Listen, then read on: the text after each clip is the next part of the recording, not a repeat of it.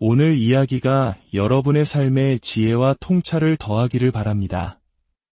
저희 채널의 구독과 좋아요는 더 좋은 콘텐츠를 만드는 데 큰 힘이 됩니다.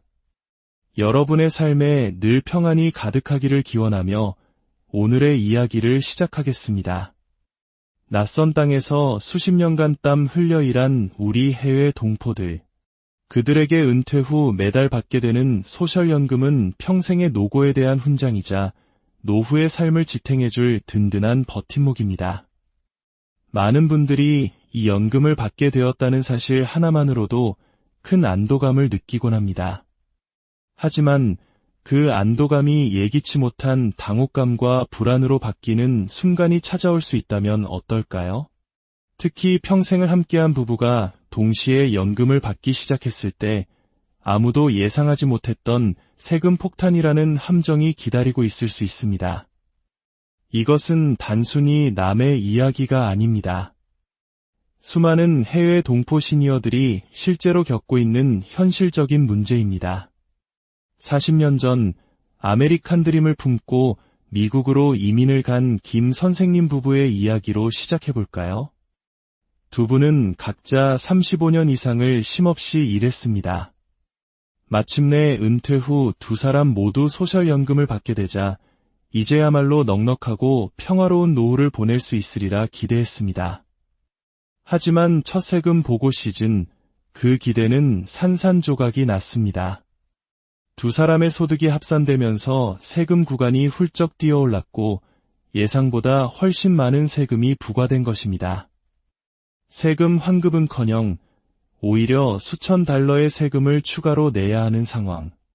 평생 아끼고 모아둔 저축을 깨야 할지도 모른다는 불안감이 노부부의 삶을 짓누르기 시작했습니다.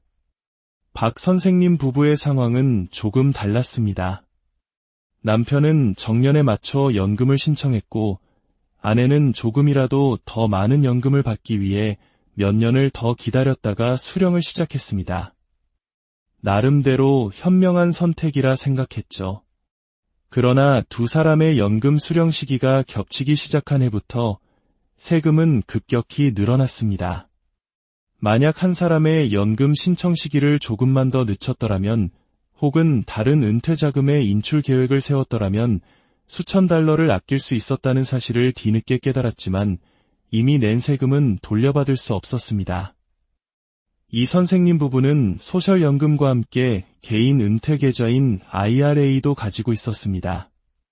그들은 연금 소득에도 세금이 붙는다는 사실을 막연하게만 알았지 부부의 소득이 합쳐지고 다른 은퇴 계좌 인출금까지 더해지면 세율이 얼마나 무섭게 치솟는지는 전혀 몰랐습니다.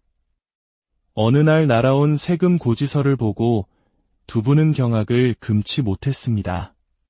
평생 성실하게 일하고 세금을 내온 자신들이 이제 연금으로 생활하는데도 여전히 높은 세율의 세금을 내야 한다는 사실은 큰 충격이자 배신감으로 다가왔습니다.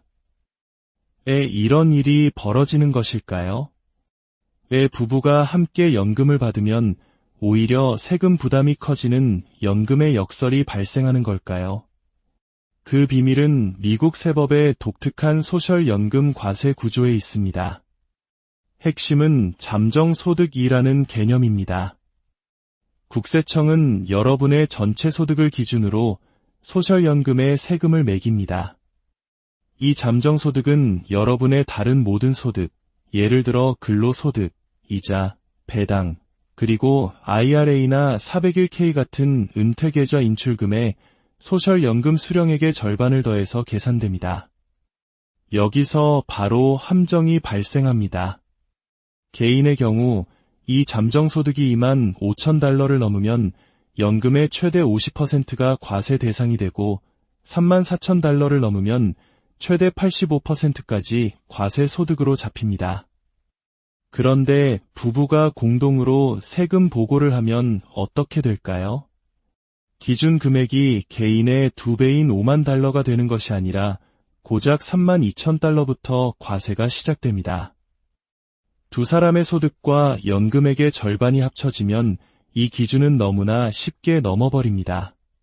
결국 잠정소득이 44,000달러를 초과하면 부부연금의 최대 85%가 과세 대상 소득으로 간주될 수 있는 것입니다. 즉, 혼자 받을 때보다 훨씬 낮은 소득 기준에서 훨씬 높은 비율의 세금을 내게 되는 구조입니다. 이 문제는 단순히 돈 몇 푼을 더 내는 차원의 문제가 아닙니다. 은퇴 후 고정된 수입으로 생활을 꾸려가야 하는 시니어들에게 예상치 못한 세금 부담은 곧바로 생활 수준의 저하로 이어집니다. 계획했던 여행을 취소해야 하고 자녀나 손주에게 주려던 용돈을 망설이게 되며 병원비 걱정이 앞서게 됩니다. 평생의 노력이 세금이라는 보이지 않는 벽에 부딪히는 듯한 상실감과 심리적 충격은 돈으로 환산할 수 없습니다. 특히 언어와 복잡한 세법에 익숙하지 않은 우리 해외 동포 시니어들에게 이 문제는 더욱 큰 장벽으로 느껴집니다. 내가 평생 낸 돈을 돌려받는 것인데 여기에 또 세금을 이렇게 많이 떼어가는가 하는 억울함과 혼란스러움은 어쩌면 당연한 감정일 것입니다. 그렇다면 이 피할 수 없어 보이는 세금 함정에 어떻게 대비해야 할까요? 포기하기엔 이릅니다. 지혜롭게 대처할 방법은 분명히 존재합니다. 첫째, 연금 신청 시기를 전략적으로 조율하는 것입니다. 부부가 같은 해에 동시에 연금을 받기 시작하는 대신 한 사람이 먼저 수령을 시작하고 다른 배우자는 가능한 한 늦게, 예를 들어 70세까지 기다렸다가 신청하는 방식입니다. 이렇게 하면 초기 몇 년간 가계의 총소득을 낮게 유지하여 세금 부담을 줄일 수 있고, 늦게 신청한 배우자는 매년 연금액이 불어나 더 큰 금액을 평생 받을 수 있습니다. 특히 소득이 더 높았던 배우자가 늦게 신청하는 것이 장기적으로 유리한 경우가 많습니다. 둘째, 은퇴 자산의 인출 순서를 최적화하는 것입니다. 많은 분들이 소셜연금을 받으면서 동시에 IRA나 401k 같은 개인 은퇴 계좌에서도 돈을 인출합니다. 하지만 이것이 바로 잠정소득을 높이는 주범입니다. 현명한 방법은 소셜연금을 받기 전, 즉 소득이 비교적 낮은 시기에 은퇴 계좌에서 필요한 자금을 미리 인출해 두는 것입니다. 그리고 연금을 받기 시작한 후에는 은퇴 계좌 인출을 최소화하여 잠정소득이 과세 기준을 넘지 않도록 관리하는 지혜가 필요합니다. 셋째, 로스 IRA로의 전환을 적극적으로 고려하는 것입니다. 전통적인 IRA나 401k는 인출할 때 세금을 내지만 로스 IRA는 인출 시 세금이 면제됩니다. 물론 기존 계좌를 로스 IRA로 전환하는 해에는 세금을 한 번 내야 하지만 이는 미래에 더 큰 세금을 피하기 위한 현명한 투자입니다. 은퇴 후 로스 IRA에서 인출하는 돈은 잠정소득에 포함되지 않으므로 소셜연금 과세를 피하는 데 매우 강력한 도구가 될 수 있습니다. 넷째, 무엇보다 가장 중요한 것은 신뢰할 수 있는 세무 전문가와 함께 계획을 세우는 것입니다. 미국 세법은 매년 바뀔 수 있고 개인의 재정 상황 또한 계속 변합니다. 어제의 최선책이 오늘의 최선책이 아닐 수 있습니다. 전문가와 정기적으로 상담하며 우리 부부의 상황에 맞는 최적의 전략을 매년 업데이트해야 합니다. 특히 언어와 문화의 장벽을 느끼는 동포 시니어들에게 전문가의 도움은 선택이 아닌 필수입니다. 소셜연금은 더 이상 받기만 하면 되는 단순한 수입원이 아닙니다. 어떻게 관리하고 세금과 어떤 상호작용을 하는지 이해하고 전략을 세워야 하는 복합적인 재정 자산입니다. 부부가 함께 소셜연금을 받으면 세금이 어떻게 달라질까? 이 질문은 이제 단순한 호기심을 넘어 우리의 평화로운 노후를 지키기 위해 반드시 답을 찾아야 할 중대한 문제입니다. 그 답은 바로 미리 준비하고 현명하게 계획하는 것에 있습니다. 이 이야기는 비단 미국에 사는 동포들만의 이야기가 아닐지도 모릅니다. 전 세계 어디에 있든 우리의 은퇴와 노후는 복잡한 제도와 세금 속에서 지혜로운 관리를 요구합니다.